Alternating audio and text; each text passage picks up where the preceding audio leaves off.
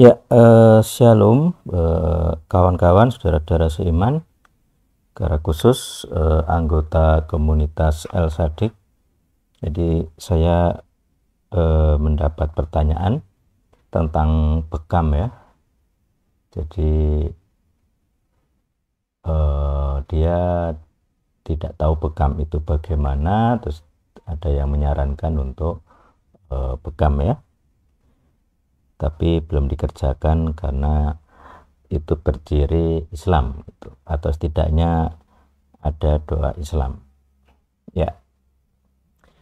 Ini video singkat sebagai jawaban, nanti kita belajar boleh tidaknya dan sebagainya ya. Baik, kalau kita belajar dari Mbah Google ya, bukan Mbah Google, dari Bing tentang asal-usul bekam. Jadi ada banyak yang sudah menulis.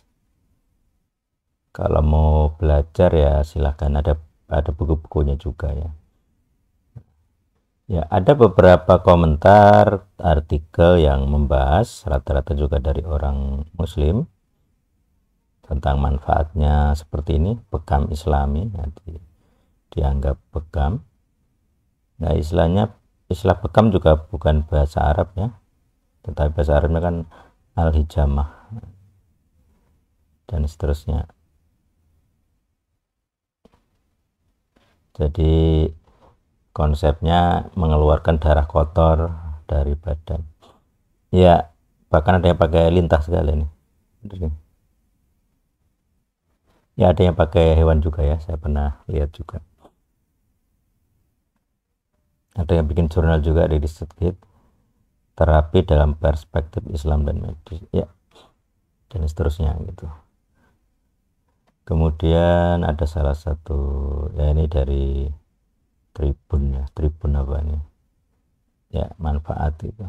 Nah, cuman kalau di sini dia ngambil dari Cina ya konsepnya ya, karena memang ada sejarahnya dari Cina ya. Jadi itu dianggap melancarkan aliran qi. Bacanya gimana? Qi ya, qi atau qi gitu ya.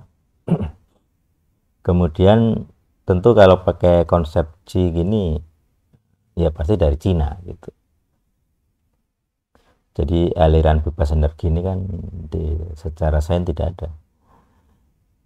Di Islam juga tidak ada pengakuan ada aliran qi, itu setauku tidak ada. Tapi mungkin kalau ada yang lebih tahu bisa komen. Nah, jadi ada beberapa asal usul ya, termasuk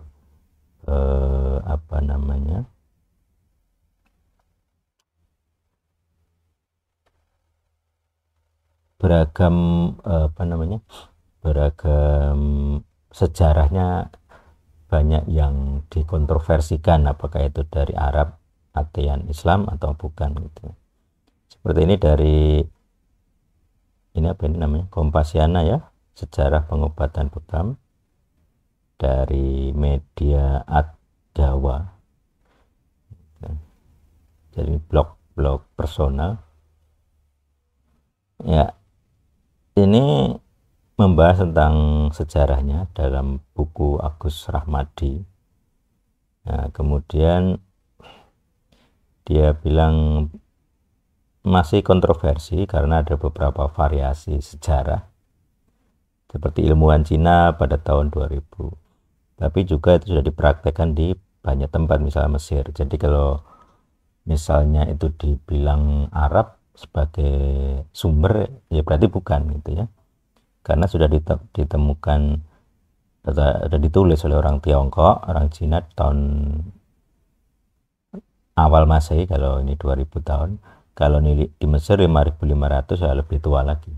Nah, mungkin awalnya malah dari Mesir gitu. Kan ada gambar di papirus yang itu dan kuil-kuil ya, cara-cara pengobatan gitu. Di Cina ditulis awal Masehi ya 28 AD. Jadi kalau di Arab 3500. Nah, 3500 ini kan bukan Arab sebenarnya, tapi sebenarnya Babilonia gitu. Jadi bangsa Babel gitu. Nah, kalau dari medis terus terang saya belum ketemu gitu ya. Dari dunia medis saya belum ketemu jurnalnya. Jadi kalau kita cari itu tidak ketemu itu jurnal on apa namanya bekam, nggak tahu Inggrisnya apa nih.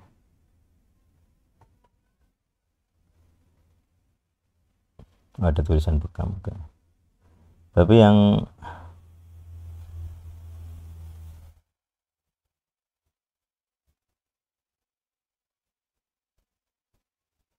jadi pain relief, pengaruh ke pain relief gitu. Tapi yang ketemu belum. Jadi dampak dari bekamnya sendiri belum ketemu ya. Alternatif, jadi di medis tidak ada setahu saya ya. Ya, jadi dari sumber-sumber tadi tidak ada sumber medisnya ya. Jadi bekam itu tidak ketemu, saya nggak sampai sekarang nggak ketemu jurnal pendukung medis. Jadi itu alternatif statusnya.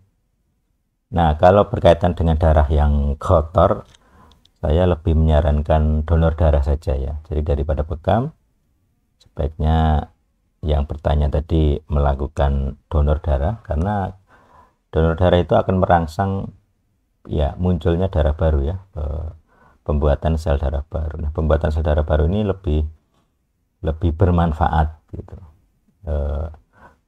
untuk kesehatan. Jadi merangsang termasuk sistem imun sebenarnya. Nah, kemudian dari sisi prakteknya tentu karena ini berkaitan dengan melukai ya, itu kita harus waspada gitu, karena kalau di medis kan yang melukai itu misalnya dengan jarum suntik, kalau bedah itu kan sekali pakai dan sterilisasi medisnya jelas. Kalau jarum ya sekali pakai gitu, tidak boleh 2 kali pakai atau lebih gitu. Nah, kalau bekam itu tidak tahu, saya tidak bisa mengawasi alat-alat yang ditusukkan itu sekali pakai atau tidak, karena kalau kita lihat penyebaran penyakit lewat jarum suntik itu misalnya memang ada sejarahnya.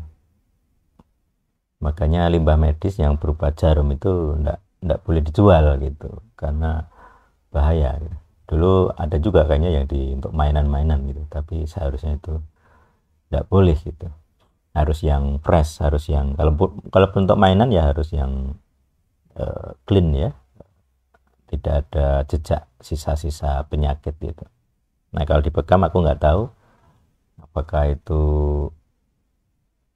digunakan sekali pakai atau nusuknya itu, atau dicampur semua orang satu alat saja. Kalau dari saya ya nggak berani gitu, karena melukai, ada darah kan. Kalau dari sisi iman ya itu berbahaya kalau menggunakan pokoknya kalau konsepnya melukai itu berbahaya karena ada sisi spiritualnya gitu. Jadi akan lebih baik kalau saudara ini yang bertanya ini melakukan donor darah untuk melancarkan darah dan membuang darah kotornya. Jadi gitu ya videonya, supaya bisa menjadi periksa dan perhatian. Baik, demikian jawaban saya untuk pertanyaan apakah boleh melakukan bekam. Jawaban saya adalah sebaiknya donor darah saja, lebih aman dan lebih bisa dipertanggungjawabkan. Demikian ya pengajaran pada hari ini, di dalam nama Dia yang hidup, Yosua Mashiach. Amin.